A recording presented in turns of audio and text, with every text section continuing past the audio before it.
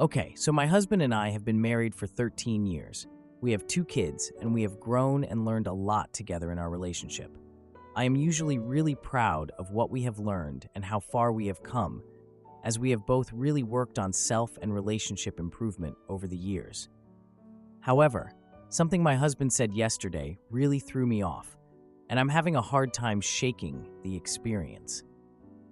When I tried to talk to him about it, he became more upset than he has in a very long time, so I have temporarily dropped the subject while I think things over. In general, I have a lot of neurodivergent traits. Growing up, I was always accused of being too blunt and straightforward when asking others for help or to do any tasks. So I tried to change my approach. The general public seems to like my newer approach. However, my husband thinks it's passive-aggressive. For example, when he leaves a big mess in an area, I say, "Where did all this stuff come from?" And then I kind of laugh a little, trying to be lighthearted, and it really upsets him. I am honestly not trying to be passive-aggressive. I don't even realize I'm laughing, and my general approach is that I think I'm trying to mimic others' behavior when I see them deal with similar situations. However, he has said he would rather me just be blunt and say, "Hey, can you clean up your mess, please?" And honestly, that's more my default nature, so I'm trying to revert back to that approach with him. However, here is where I am so hung up. When I get nervous or uncomfortable, I laugh. It's really not intentional, and I don't even realize I did it until someone says something.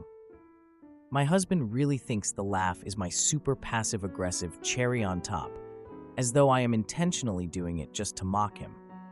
He has even pointed out how when I ask strangers similar questions, I don't laugh.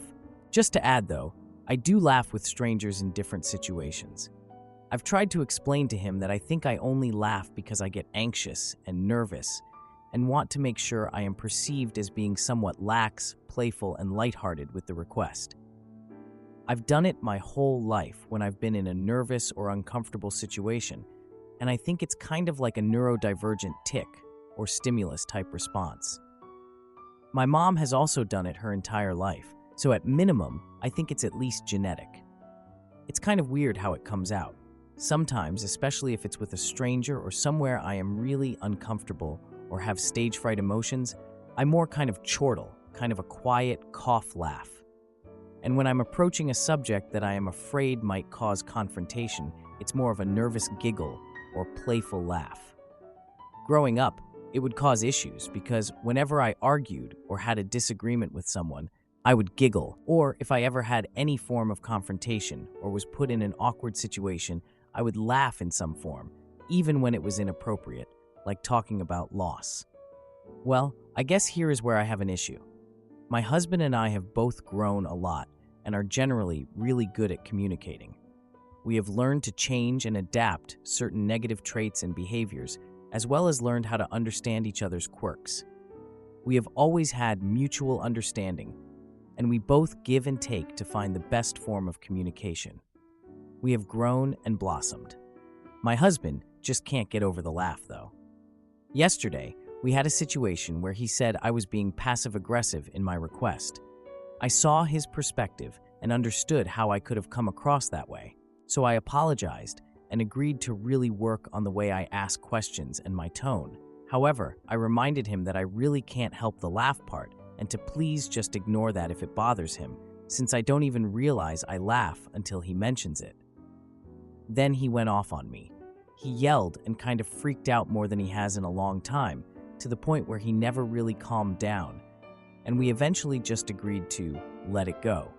He went to the extreme of saying that if I am claiming my laugh is more like a neurodivergent tic or genetic, then his anger is also the same, and I can't complain when he yells or gets in someone's face when he is upset. He stuck to this mindset too. We have come so far, and he hasn't had any outbursts.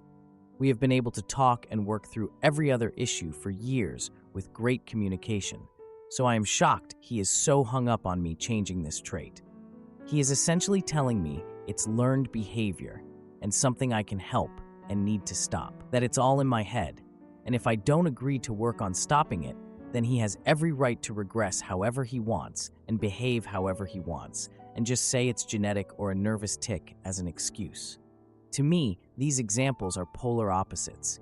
Him being upset would make anyone uncomfortable and is just wrong, whereas most people are not bothered by my laugh and seem to understand it's innocent, or a nervous tick-type laugh.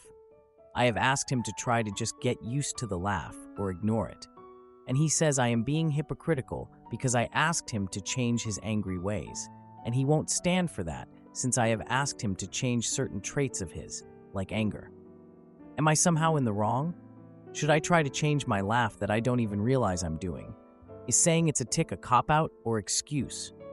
I have worked on it, and I think I have minimized its frequency because he's the only person who has complained about it in the last 10 to 15 years. But he said that's because other people just assume I'm being rude and don't push it or care enough to say anything. I tried to send him some articles on how neurodivergent people laugh in pretty much any uncomfortable situation, and they can't really help it, but he will have nothing to do with it. He says I'm making excuses and can stop. This is really eating at me. I think it's just a nervous tick or quirk I can't change. I think it's part of me, and that he can just learn to accept that I do this. I do apologize for hurting his feelings when I laugh, but also remind him that it's not intentional or something I can control. So at this point, I really only see myself having 3 options. 1. Stand my ground and insist it's just part of me and I can't change. But given how he responded yesterday, I'm genuinely afraid it will really damage our relationship. 2. Tell him he is right and I will work on it, even though I physically don't think I can. 3. Try to come to a compromise, but I can't think of one. To add a couple of details that keep coming up. 1. I actually just reiterated this to my husband as well so that I'm completely clear with him going forward. I have tried to explain this to him before but may not have recently, so it's probably a good idea to circle back fully. I am not refusing to attempt to change the nervous laugh or tick behavior.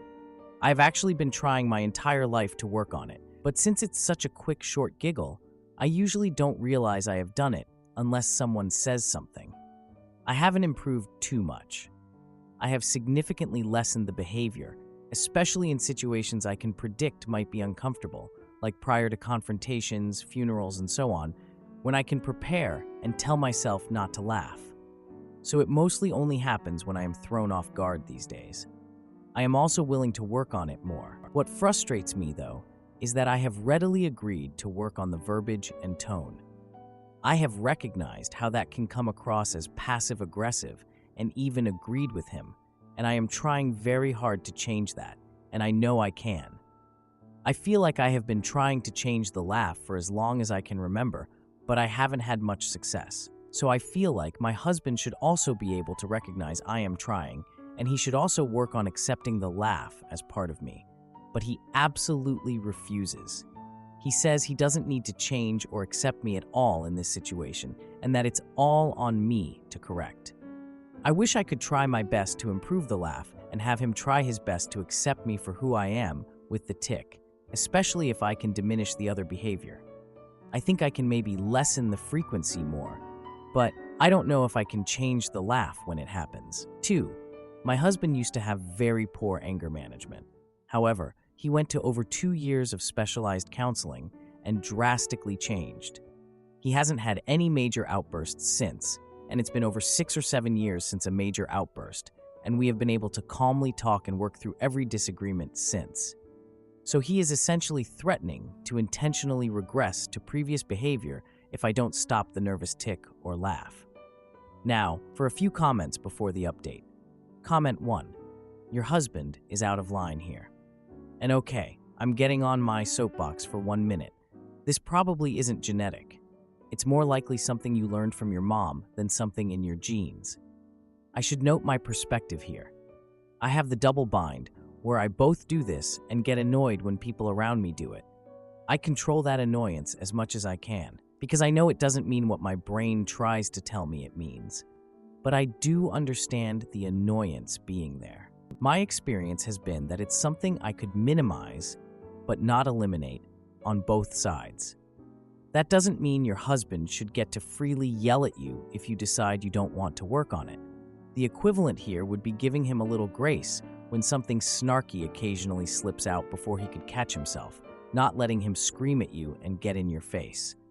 Something is seriously off in this relationship, I think. Comment 2. He's right that your passive approach can be extremely maddening in a close relationship. It makes sense for coworkers and strangers because they need more sensitive handling for stuff like this. But he knows what you really are saying and doesn't need or want the runaround. He's wrong about everything else, and frankly, the fact that you are doing the nervous laughter so much with him means that you don't feel safe communicating with him, and the way you describe his attitude, I wouldn't either. Love and respect do not look like this. He should not be getting so angry about something he knows you can't help. If he truly sees a problem, he should present it calmly so you can work together on a solution. But do you see him being capable of that, even if he has the desire to? Now, for the update. 1 week after the fight about my laugh, which my husband still can't get over, I was invited to a family barbecue at my sister's house. Hubby decided to come along, even though things between us have been pretty cold. The vibe at the barbecue was chill, thank goodness, with everyone catching up, laughing, and just enjoying the day. My sister was grilling burgers while the kids played in the yard. It was the usual family gathering, and for a sec, I thought maybe this could help us. My brother-in-law made a joke about the neighbor's dog stealing food from their picnic table, and everyone laughed. But then I noticed my husband's behavior. He seemed so distant, constantly checking his phone like he was waiting for some big news. During the meal, the topic shifted to family vacations, and everyone started sharing their plans. My younger brother mentioned a trip to a theme park with his girlfriend, which sounded fun. But then my husband scoffed at the idea and made some comment about being too old for that. I tried to lighten the mood by joking about how we should all go together next time, but his face got serious. Out of nowhere, he snapped at me for being childish. I was shocked. Everyone else got quiet too, just looking at us. After dinner, the kids started a water balloon fight, and the adults watched from the porch. My husband stayed quiet again, just scrolling through social media. Later on, I noticed him deep in convo with my brother-in-law, which was weird because he hadn't talked much all day. When I walked over, I overheard him talking about my laugh again, saying it was embarrassing and made him look bad in front of family. Why was he bringing it up again? As the evening went on, he started drinking more. He got louder and bolder, even making jokes at my expense. At one point, he copied my laugh, and some family members joined in the laughter. It was all fun and games, right? After the barbecue, we drove home in silence. The tension was thick. The next day, I decided to confront my husband about his behavior. He was cooking breakfast, and I tried to keep it casual, but we know how that goes. He snapped at me again, saying he was just joking, but I wasn't laughing. That evening, I got a message from my sister about family plans for the upcoming holiday. She suggested a trip to a cabin in the mountains, with everyone invited.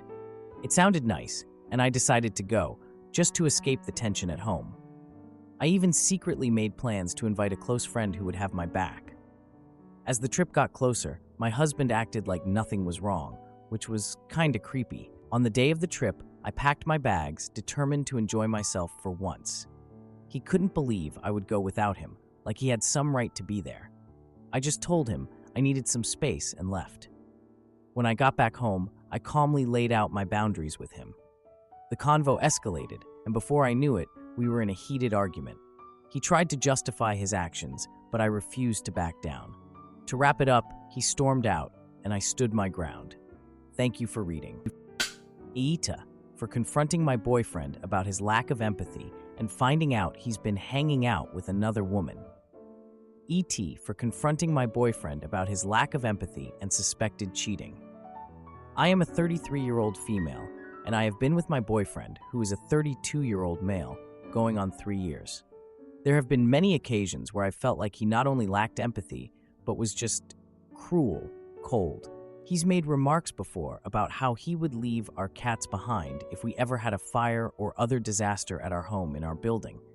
He basically shrugged and said that he loves them, but if it's him versus them, he's leaving them without a thought. I am a huge animal lover, and love my babies as if they are family, so the offhand way that he said this made me feel slightly sick to my stomach. To add, no, I'm not saying I would sacrifice my life for my cats. I'm saying he acted like it was no big deal at the thought of leaving them behind, and like he wouldn't save them even if he had the chance. I could give plenty of examples, but what really brought me to post here was what happened to me this evening. I was cooking dinner for us, and he was on his way home from work. I ended up cutting my finger pretty badly, and it made quite the bloody mess all over myself and the kitchen. I was quite panicked and upset when he got home, sweating intensely and feeling faint as I tried to stop the bleeding. I asked him for help immediately and told him what happened, and asked if he could help me finish up dinner. He immediately commented on the amount of blood and how it was all over, and went to cleaning it up. He asked me how I got blood here, how I got it there. He seemed more concerned with how it happened than if I was okay. There was no concern. In fact, he was frustrated, mentioning that he just got home and it was a mess. Instead of helping me with dinner, he just kept sighing and cleaning, and when I burned myself trying to save my injured hand, he got angry with me and told me to just sit down. I said I was trying to keep dinner from burning and that I had asked him to help. He snapped and said he was cleaning the blood. I told him sorry to inconvenience him with my injury. At no point did he ask if I was okay, hug me, or anything. He just seemed very irritated that he came home to this.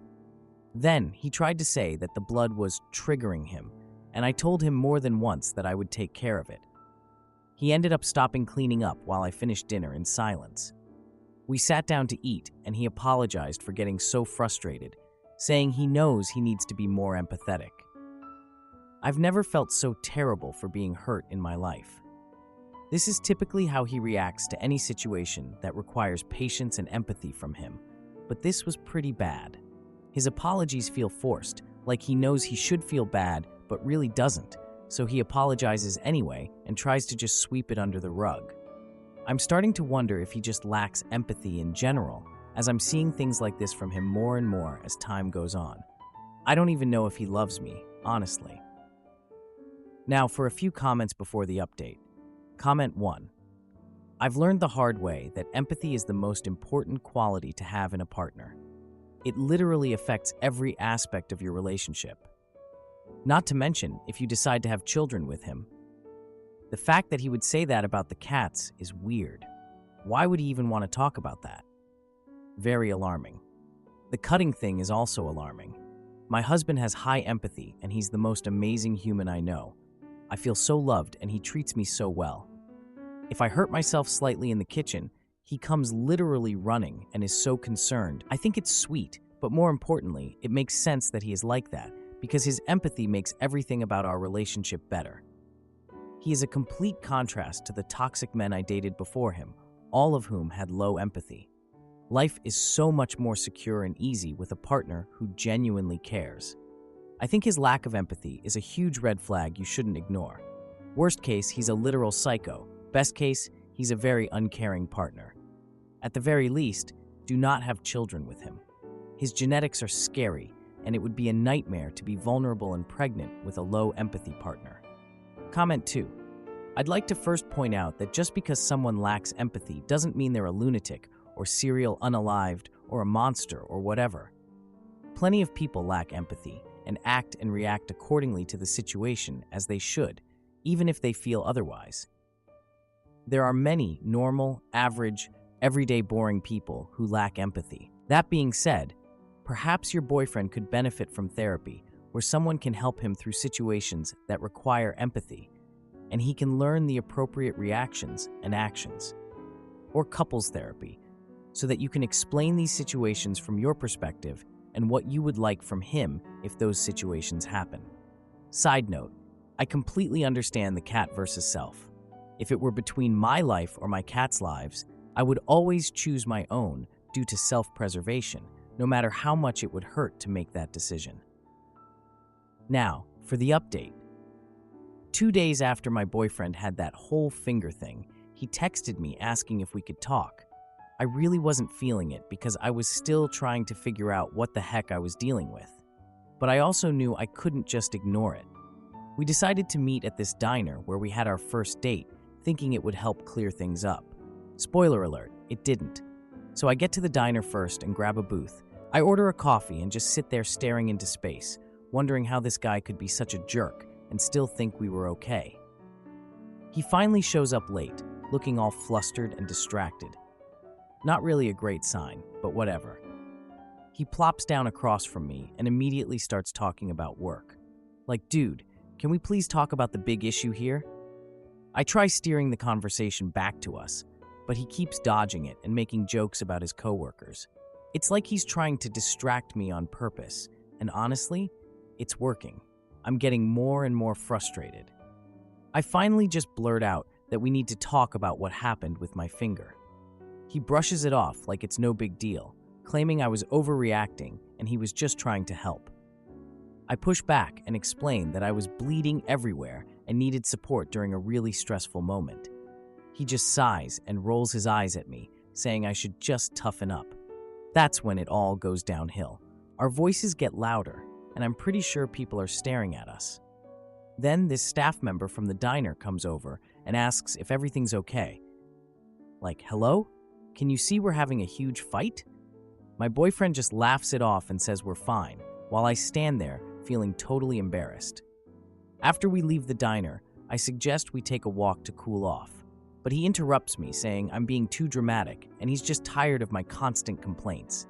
He insists that I need to lighten up because life isn't all about feelings. So at this point, I'm just done. I say we should take a day apart to think things over, and he agrees, but makes this snide comment about how I always need drama in my life. Thanks, I guess. The next day, my mom calls and invites me to a family barbecue. I really wasn't in the mood, but I knew I had to get out of the house. At the barbecue, my older brother tells us he's planning a trip to Europe with his wife. Sounds awesome, right? Meanwhile, I'm just here trying to figure out if my boyfriend really loves me or what. During the meal, my mom asks about my boyfriend, which makes me want to crawl under the table. I just deflect and say he's busy with work. My younger sister, overhearing, chimes in about how my boyfriend seems off lately. Thanks for the heads up, sis. After the barbecue, I get a text from my boyfriend asking to meet up again, because clearly we haven't talked enough already. We meet at a local park, and he seems more serious than usual. Immediately, my gut starts telling me something's up. He tells me he's been hanging out with a friend from work more often. I have to literally bite my tongue to keep from freaking out. He downplays it and says they're just colleagues who get along well. That's when I confront him about his lack of honesty. He goes off on me, accusing me of being controlling and paranoid. We get into this huge argument, and he storms off, leaving me standing there like an idiot. That evening, I find a message on social media from a mutual friend. They hint that my boyfriend was seen with another woman. My heart drops.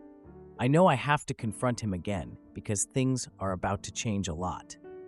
To answer a few questions, my boyfriend and I were not living together at the time. The friend who reached out was someone I didn't expect, but they felt I needed to know.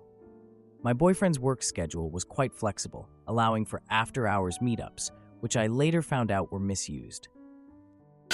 Aita for defending my husband against my family's baseless accusations of abuse. Aita for defending my husband against my family's baseless accusations of abuse. I can't even begin to go over how terrible this is, chance-wise. I got into a minor car accident, which resulted in my head smashing against the steering wheel and giving me a black eye. At the time, nobody thought anything.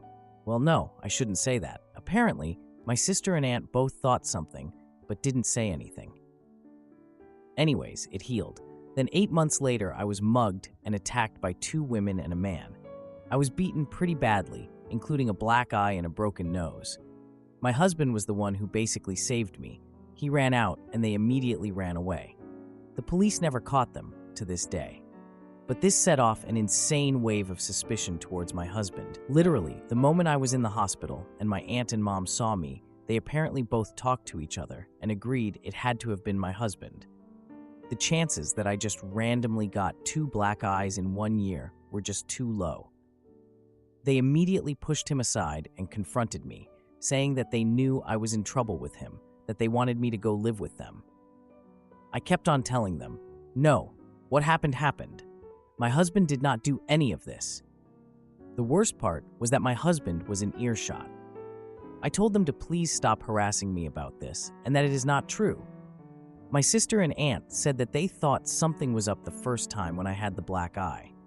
We come from a pretty small town, and there is a lot of domestic abuse there, like an unbelievable amount. It feels like every 2 to 3 months we hear a new case where some drunkard husband is beating on his wife.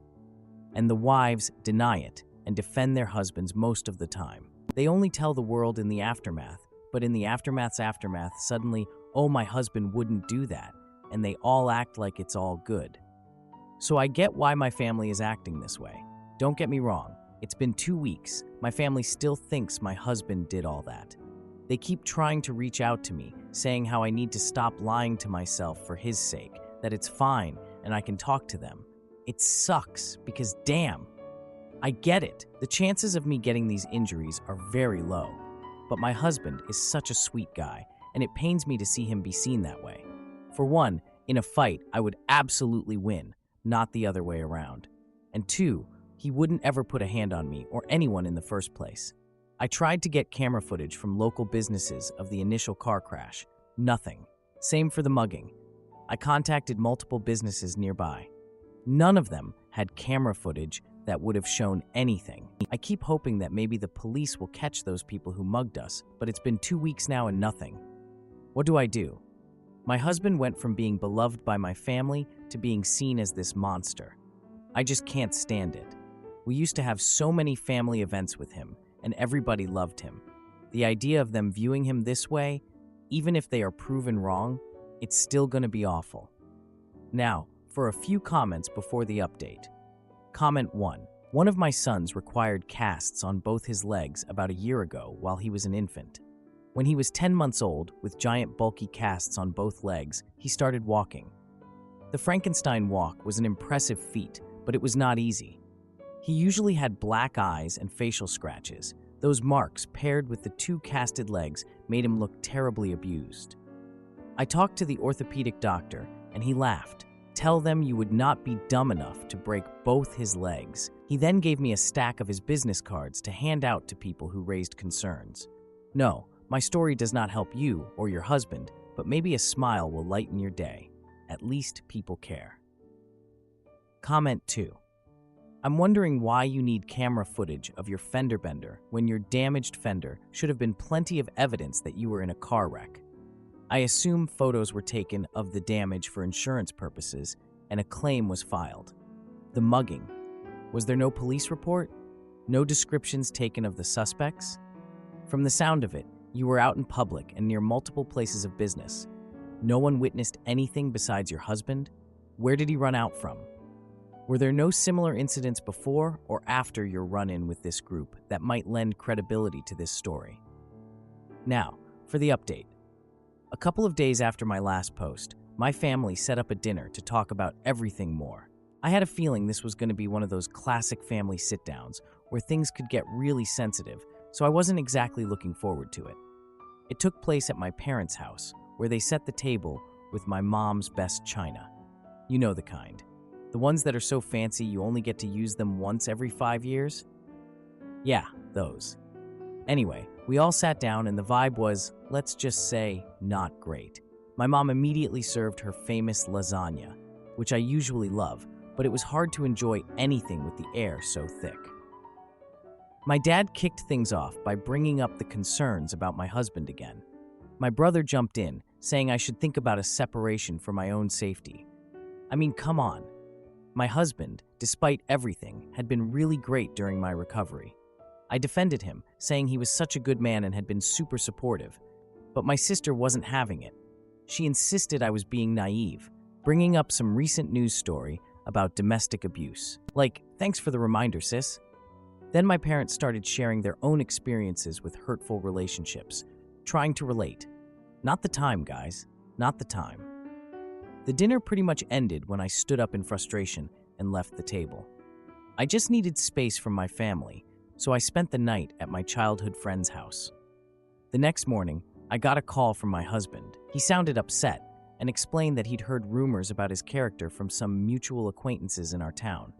I mean, seriously? This was getting out of hand. I called him and suggested we meet at a local cafe to talk. During our meeting, he mentioned how he'd been avoiding social gatherings to prevent any more gossip.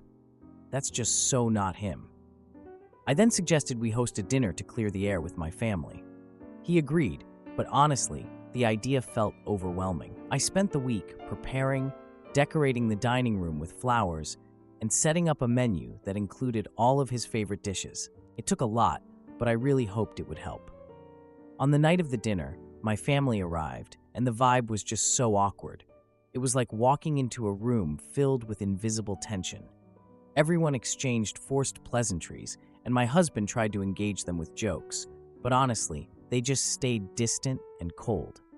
As the dinner went on, my dad brought up the rumors again, insisting we needed to talk about it. My husband then passionately defended himself, claiming he would never harm me, which honestly should not have even been in question.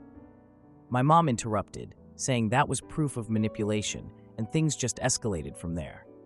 The dinner ended with my family storming out, declaring they wouldn't support me if I stayed with him.